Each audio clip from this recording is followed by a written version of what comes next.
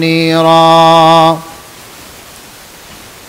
أما بعد فقد قال الله تبارك وتعالى في كلامه المجيد وفي فرقانه الحميد: أعوذ بالله من الشيطان الرجيم. بسم الله الرحمن الرحيم.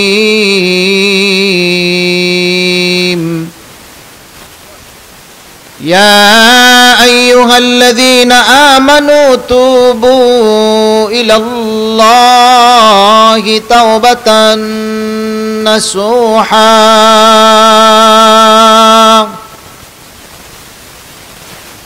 عسى ربكم أن يكفر عنكم سيئاتكم ويدخلكم جنات تجري من تحتها الأنهار يوم لا يخزي الله النبي والذين آمنوا معه نورهم يسعى بين أيديهم وبأيمانهم يقولون ربنا أتمم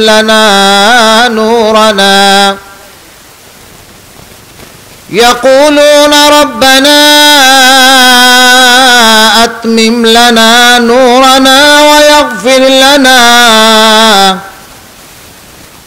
إنك على كل شيء قدير.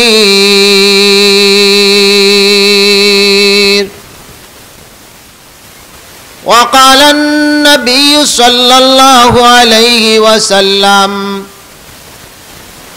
التائب من الذنب كمن لا ذنب له،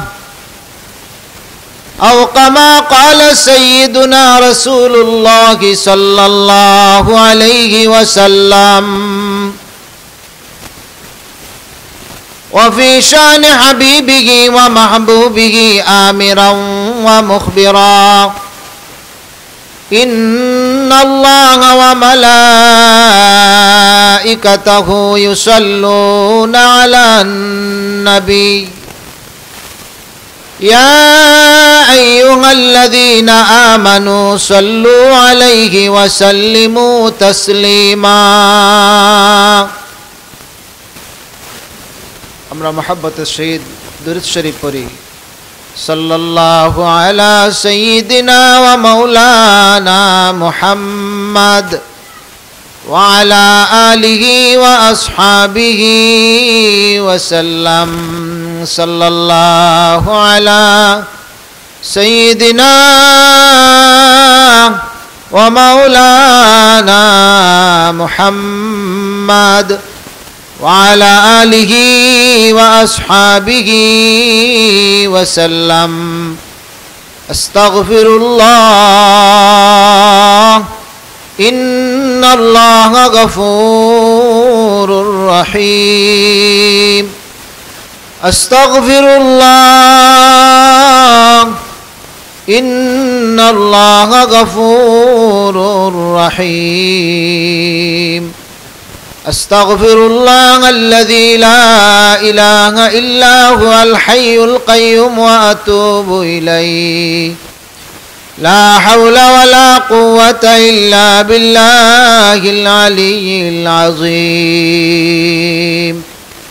لا إله إلا الله محمد رسول الله. لا إله إلا الله محمد رسول الله. يا رب صل وسلم دائما أبدا على نبيك على حبيبك خير الخلق كلهم. बेजाए रब मेरे दुरूद और सलाम बरगुज़ीदा नबी पर अपनी मुदाम اللهم صل وسلم وبارك عليه نهایت قابل احترام ঐতিহ্যবাহী ধর্মপুর ইসলামী যুব সংঘ কমলগঞ্জ মৌলভীবাজার কর্তৃক আয়োজিত উপস্থিত অত্যন্ত শ্রদ্ধাভাজন সভাপতি জাতির কর্ণধার ওয়াজিবুল ইহতারাম হযরত মুআজ্জাজ মুকাররম উলামায়ে কেরাম মুরব্বী সাহেবান মুসল্লিয়ানে কেরাম যুবক ভাইসব স্কুল কলেজের এবং মাদ্রাসার অতি আদরের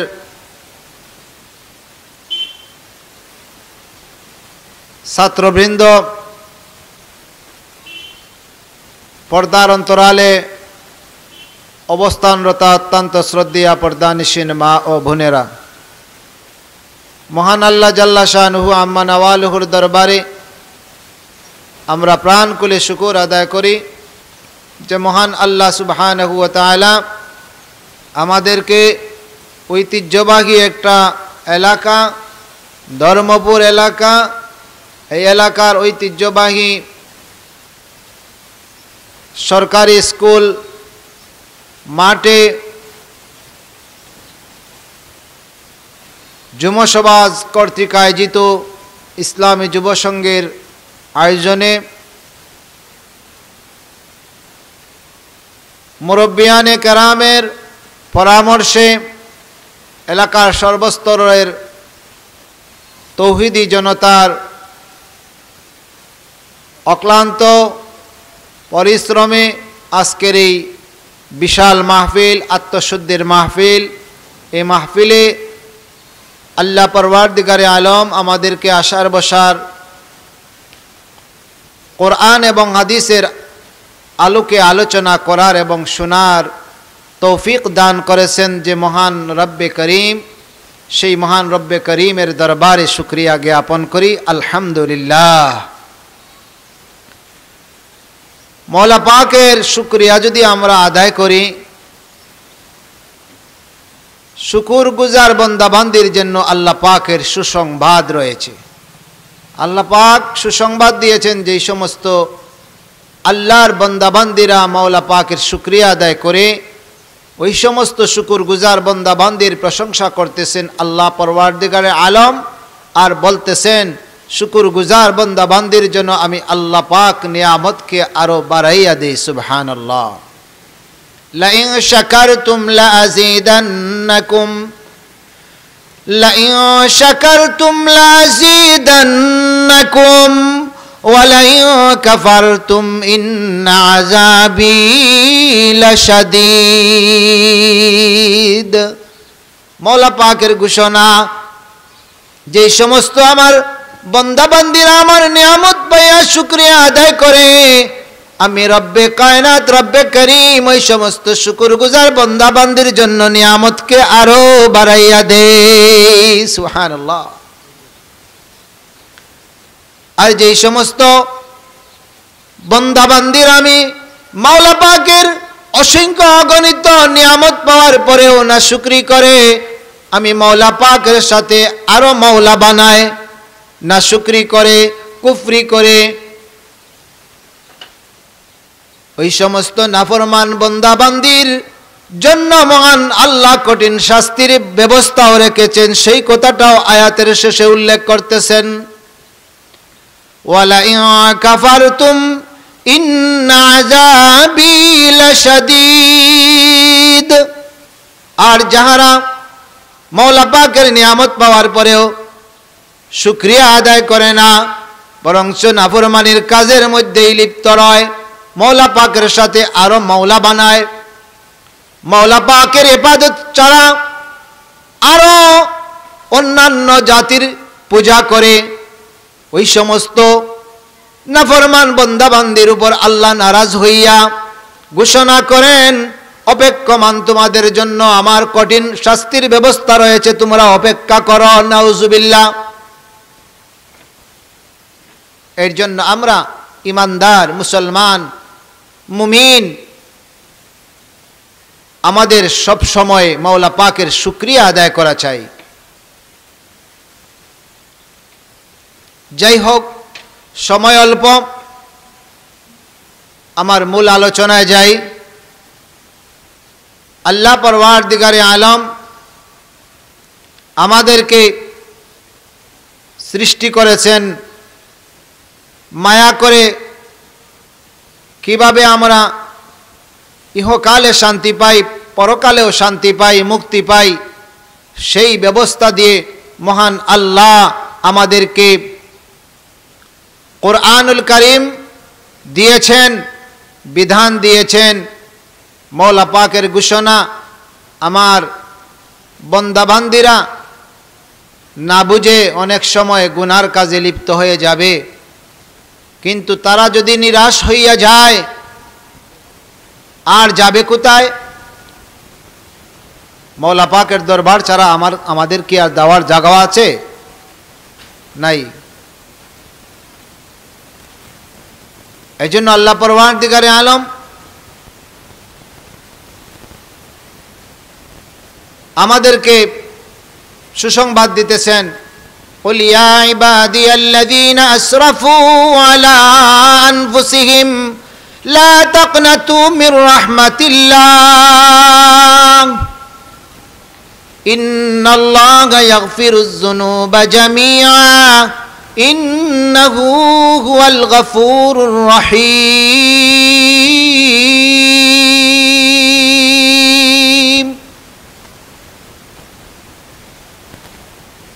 সরকারে কায়নাত রহমাতুল্লিল আলামিন জনাবে মুহাম্মদুর রাসূলুল্লাহ সাল্লাল্লাহু আলাইহি সাল্লাতু ওয়াসসালামকে বলতেছেন, আমার যেই সমস্ত বান্দাবান্দিরা, হ প্যারা নবী, আপনার যেই সমস্ত উম্মতেরা শয়তানের দুকায় পড়ে গুনাহ করে ফেলেছে, না বুঝে গুনাহ বলে ফেলেছে, তারা এখন নিরাশ হইয়া যাচ্ছে, তাদেরকে বলে দাও, তাদেরকে জানাইয়া দাও, তাহারা গুনাহ করে ফেলেছে, তারা যেন আমি মওলা পাকের রহমত থেকে নিরাশ হয় না। তাদেরকে সুসংবাদ দাও, না বুঝে গুনাহ করে ফেলেছে, মওলা পাকের দিকে ফিরে আসুক, আমি মওলা পাক তাদেরকে ক্ষমা করে দেওয়ার জন্য তৈয়ার। 7টা জিনিস মানুষকে দুনিয়া ও আখিরাতে বরবাদ করে দেয়। 7টা জিনিস মানুষকে দুনিয়া ও আখিরাতের বরবাদ করে দেয়। এই 7টা জিনিস থেকে মানুষ বেঁচে থাকতে হবে। যদি এই 7টা জিনিস থেকে মানুষ পরহেজ থাকতে পারে, দুনিয়াতেও কামিয়াব, আখিরাতেও কামিয়াব। সরকারে কায়নাত রহমাতুল্লিল আলামিন ঘোষণা করেন, আমার উম্মতের দলেরা 7টা জিনিস থেকে তোমরা বেঁচে থাকো। যদি 7টা জিনিস থেকে তোমরা বেঁচে থাকতে পারো, তোমরা দুনিয়াতেও কামিয়াব, আখিরাতেও কামিয়াব। এই 7টা জিনিস যদি তোমাদের মধ্যে রয়ে যায়, তাহলে তোমাদের দুনিয়া ও আখিরাত বরবাদ হইয়া যাইবে। 7টা জিনিসের মধ্যে 1 নম্বর জিনিস যেটা হচ্ছে শিরিক। কোন মানুষ যদি শিরিক গুনায় লিপ্ত হয়, দুনিয়াও বরবাদ, আখিরাতেও বরবাদ। এর জন্য রহমাতুল্লিল আলামিন বলেন, আমার উম্মতের দল, তোমরা শিরিক থেকে বাঁচো, সাবধান, শিরিক গুনায় লিপ্ত হইবা না। শিরিক যদি তোমরা করেও, তাহলে তোমাদের দুনিয়া ও আখিরাত বরবাদ হইয়া যাইবে। আল্লাহ পরওয়ারদিগারে আলমের পক্ষ থেকে ঘোষণা, ওয়ামান ইউশরিক বিল্লাহ ফাকাদ হারামাল্লাহু আলাইহিল জান্নাতা ওয়া মাওয়াহুন নার।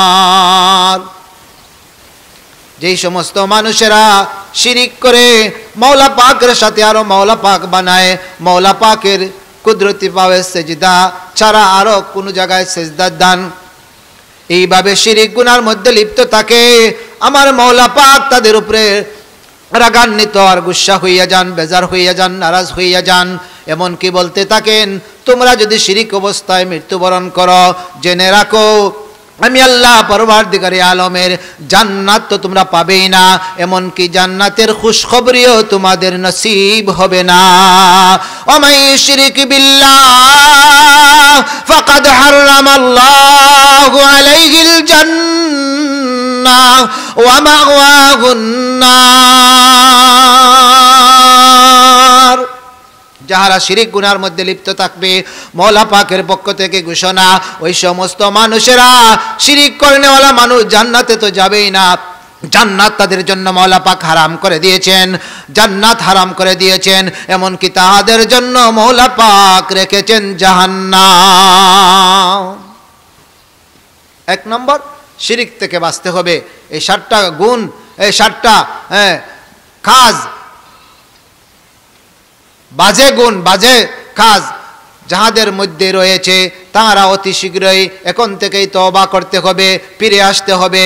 আর যাদের মধ্যে নেই, খেয়াল করে মওলা পাকের কাছে তৌফিক চাইতে হবে যে মওলা পাক আমাদের এই 7টা বাজে কাজ থেকে মরার আগ পর্যন্ত সদা সর্বদা বেঁচে থাকার তৌফিক দান করুন, আমিন।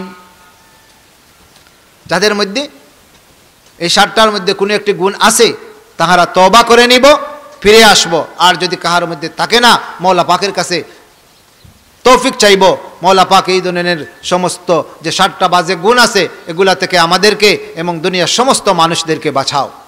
1 নম্বর এই কাজ হচ্ছে শিরিক। শিরিক থেকে উম্মত বাঁচার জন্য সরকারে কায়নাত রাহমাতুল্লিল আলামিন সতর্কবাণী দিয়েছেন।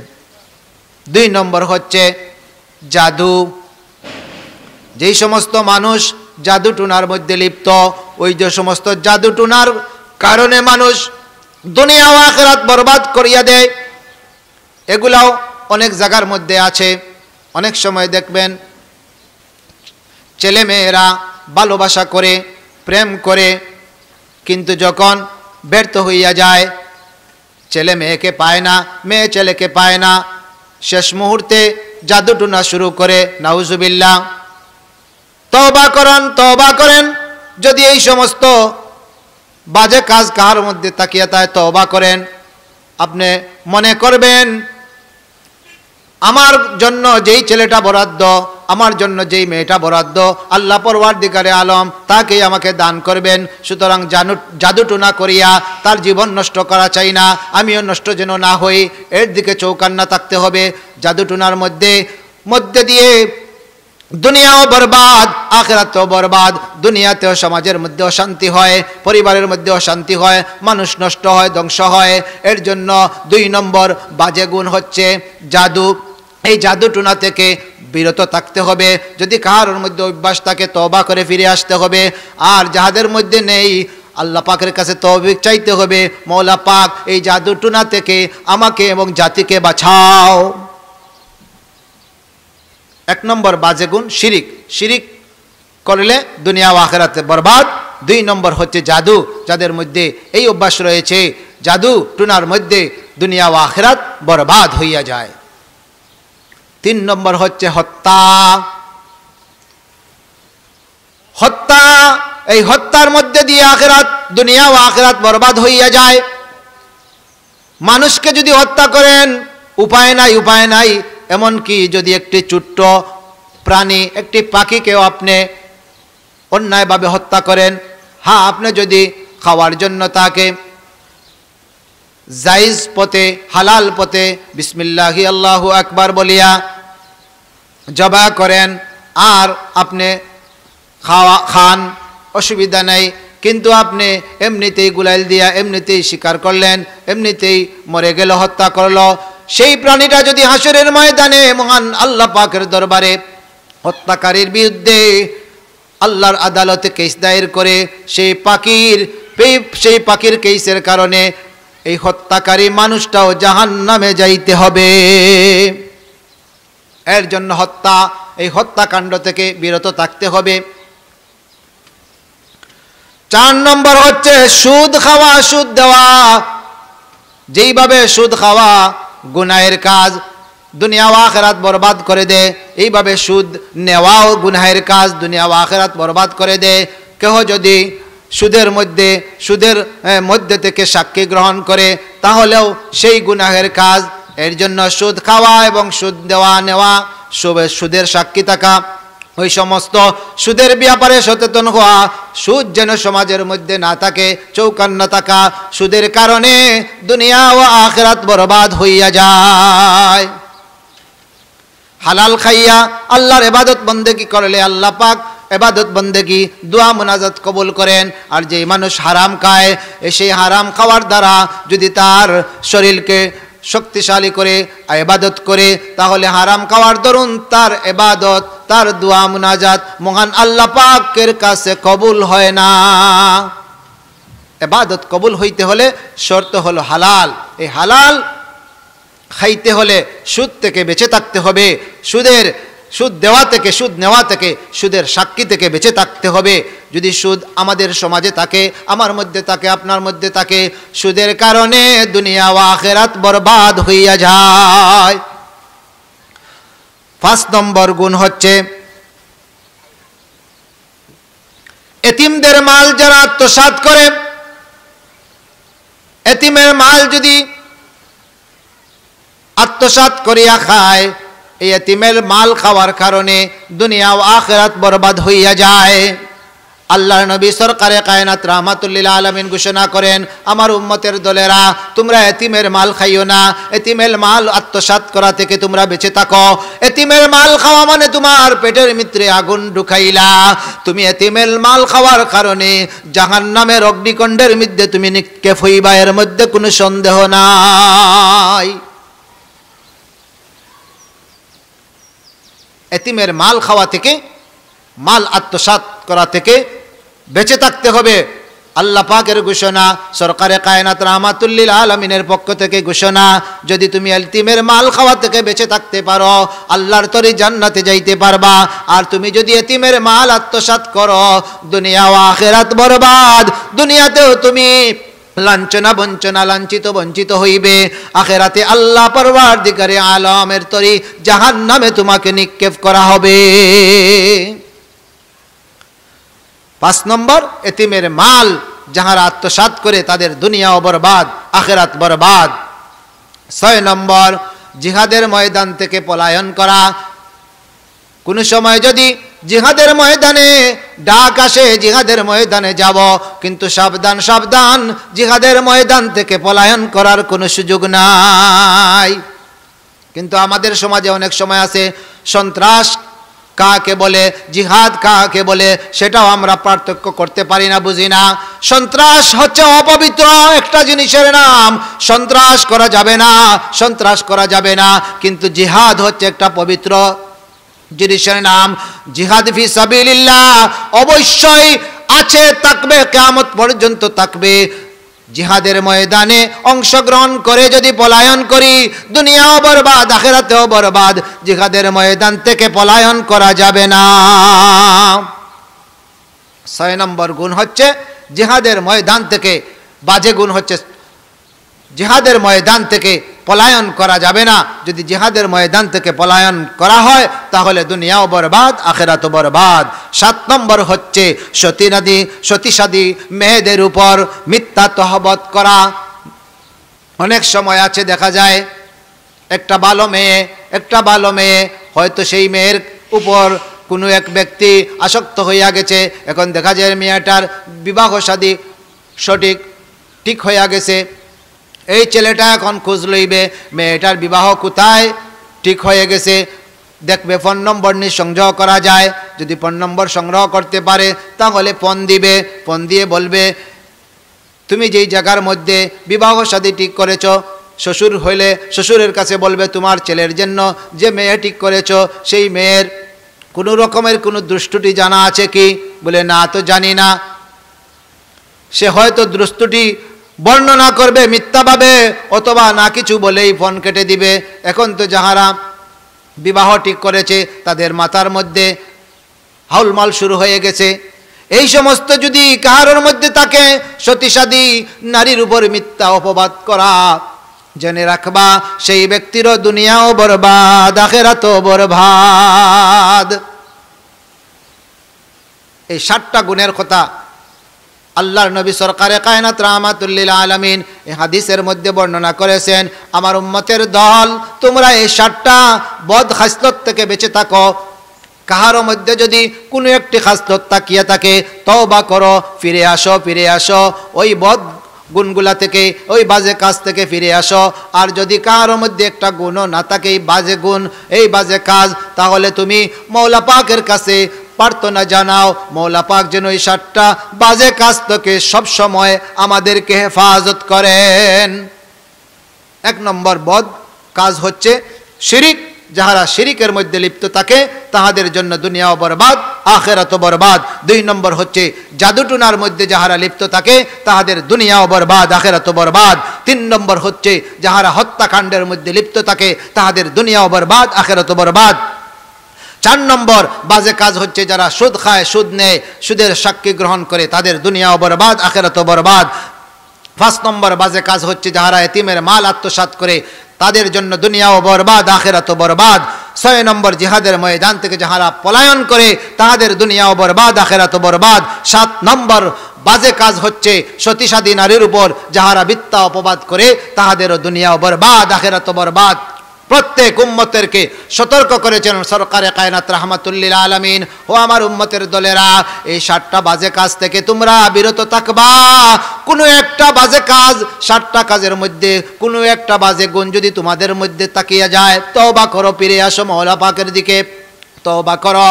যদি 7টা বাজে কাজ থেকে কোনো একটি নিয়ে কবরে যাও, কবরে তোমাদের অশান্তি, দুনিয়াতেও তোমাদের বরবাদ, দুনিয়াতেও অশান্তি, পরকালেও অশান্তি।